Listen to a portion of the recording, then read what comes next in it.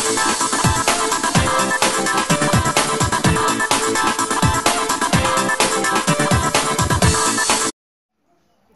Friend,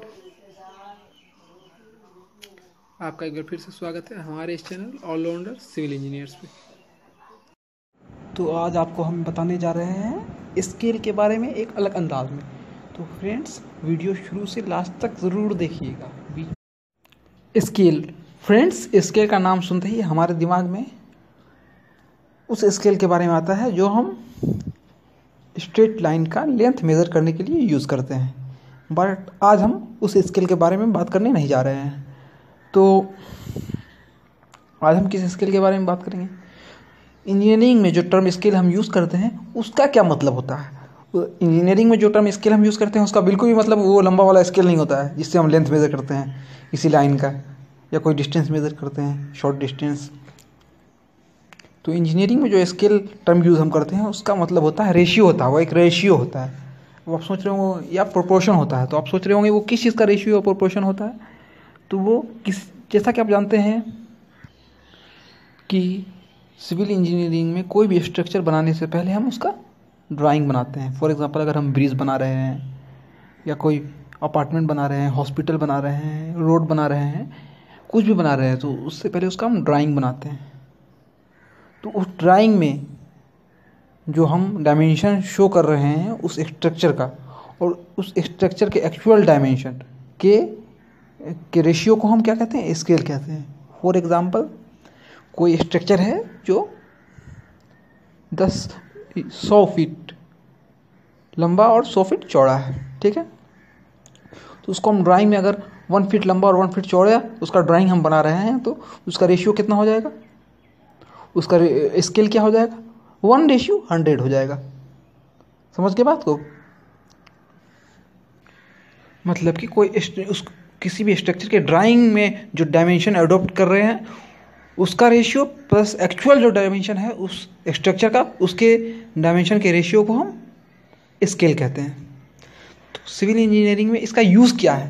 तो इसका use करते हैं हम ड्राइंग बनाने में, क्योंकि अगर हम 100 फुट लंबा 100 फुट चौड़ा ड्राइंग बना करके तो घूम नहीं सकते हैं, तो हम उसको मिनिमाइज़ कर देते हैं, उसको मतलब उसको छोटा कर करके छोटे पेपर में लिखते हैं और उसका स्केल शो कर देते हैं, इसलिए ताकि वो ड्राइंग कहीं भी ले जाने में, कैरी करने में या ड्राइंग स्टडी करने में हमको सहूलियत हो सके। तो इससे ज़्यादा कोई स्केल तिल का ताड़ है नहीं, इसमें ज़्यादा बकवास करने का कोई मतलब नहीं बनता है। फिर भी अगर आपको स्केल में कुछ समझने में डाउट है तो आप क्वेश्चन हमसे आप पूछ सकते हैं। कमेंट बॉक्स के माध्यम से आप हमसे क्वेश्चन पूछ सकते हैं, ठीक है। तो अब हम सीखते हैं स्केल का क्या यूज़ होता है। तो हमको अगर पता, हमारे पास कोई ड्राइंग है, ठीक है, और हमको ड्राइंग से ही पता करना है कि इसमें एक कॉलम यहाँ है, एक कॉलम यहाँ है, ठीक है, मतलब 2 कॉलम है, उसके बीच का डिस्टेंस कितना होगा।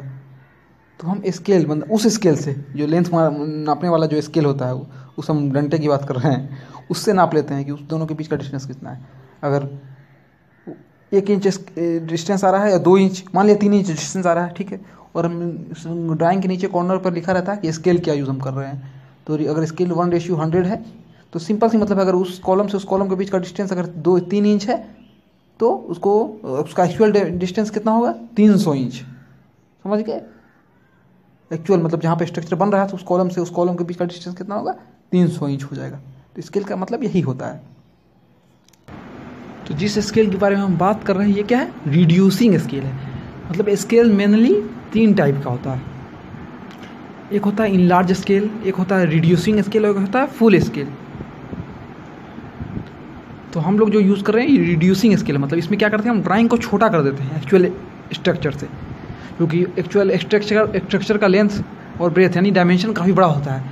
तो हम उसका ड्राइंग छोटा करके बनाते हैं ताकि हमको आसानी हो सके ड्राइंग स्टडी करने में, ड्राइंग कैरी करने में और दूसरे चीज़ में ड्राइंग से रिलेटेड।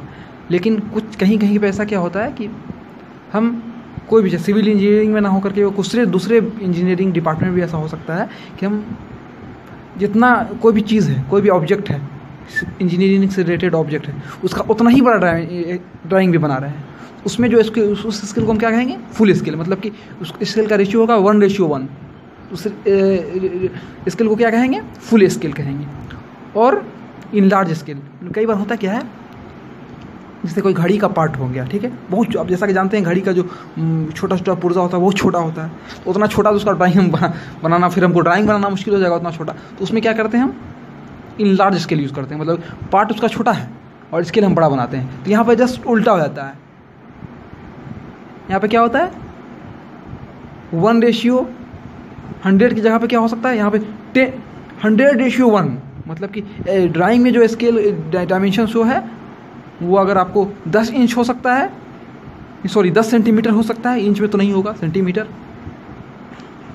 और एक्चुअल डायमेंशन है उसका, लेंथ है उस ऑब्जेक्ट का 1 सेंटीमीटर। तो यहाँ पर रेशियो क्या होगा, ड्राइंग का डायमेंशन बाई एक्चुअल डायमेंशन। तो मतलब ये ड्राइंग का डायमेंशन 10 सेंटीमीटर है, एक्चुअल डायमेंशन 1 सेंटीमीटर है, तो 10/1 यानी 10:1 यहाँ पे होगा।